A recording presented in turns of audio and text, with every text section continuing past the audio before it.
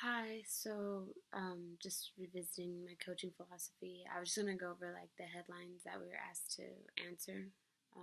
So the first one was, why do I coach? The main reason why I coach is I want to be able to teach student athletes moves that I didn't necessarily know, and different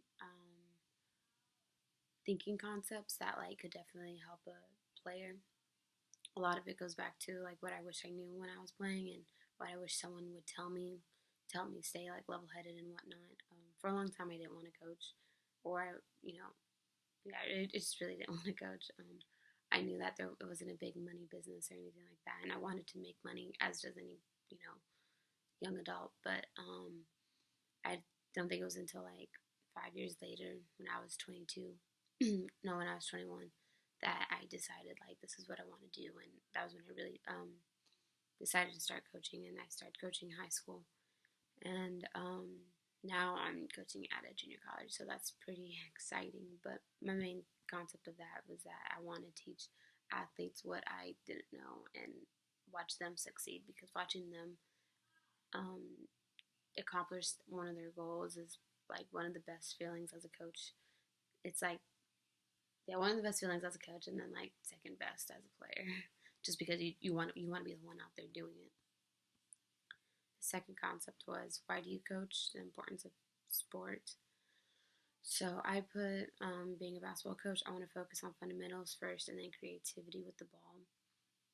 My biggest pet peeve is watching professionals play basketball. I really hate it. Like, going to the games is fun, but watching it on TV is just really hard for me, because you'll see those athletes traveling or reacting like in a way that's like really not professional, and you know they have to know, as a professional athlete, that they're put on a pedestal, that there's these little kids looking up to them, and what they do on the court is what these kids are going to do when they're playing. And a lot of that is like the reaction towards a foul, or a call like for traveling. They'll be like, oh, that wasn't a travel, I saw so and so do it, and it's like, no, it's still a travel. I don't know why referees are not calling the travels. Like, there's three of them out there, like none of you guys can call it. It's just super frustrating for me. But my point as a coach is to teach them fundamentals, and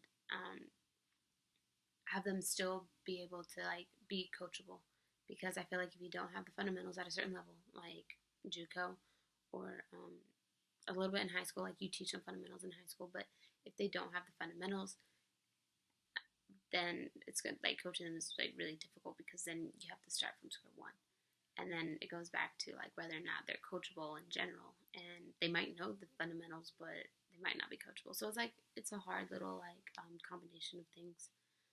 But that's just what I want to do, is just do the fundamentals first, and then creativity second, because creativity is what differentiates players from high school to junior college.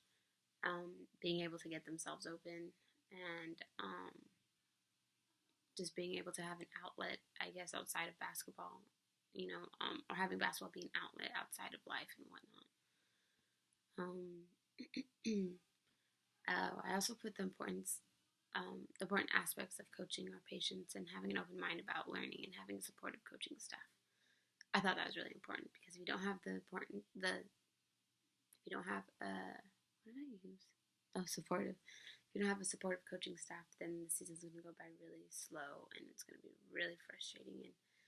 And having supportive coaching staff also helps the student athletes in general too. And at the end of the day, you want to help them get better. And if you don't have a coaching staff that doesn't have the same goals, then I think you should probably get rid of them. But you should probably just like talk to them and tell them that, like, this isn't about you, and it's about the students or the athletes. What's the other topic? Oh, how do you coach? Um, I would promote learning with pushing the importance of homework and learning through any type of situation. When I was coaching high school, I always had like a learning lesson for them, and I can't, for right now, for some reason I can't think of my learning lessons, but um, there's always a lesson to be learned in any type of situation. Like when a ref calls a foul, you don't go and argue to the ref. The ref is not going to change it because you gave a good argument, or you gave them an excuse or something like that. Like that never happens. It never happens. So it's like that, and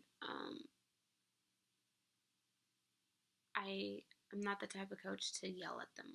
Like I'll yell at them to do plays and whatnot, and I won't cuss at them or anything like that. I know there's coaches like that that do that, but I haven't really been put in that head coach position of like I'm in charge. Like a couple times I have been, like where I coached on my own, but I haven't really been put in that situation. But I know that my type of coaching would be more democratic with my coaching staff, and then obviously putting into terms what I think is best for the team. How do you measure your effectiveness and goals and objectives?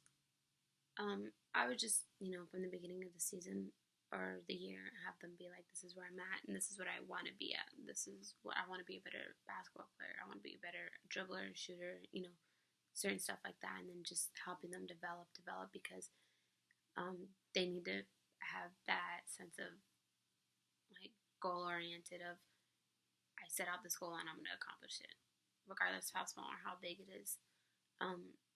That would just be how I'd measure it, and how I would measure my coaching ability is if I was able to help them and whatnot.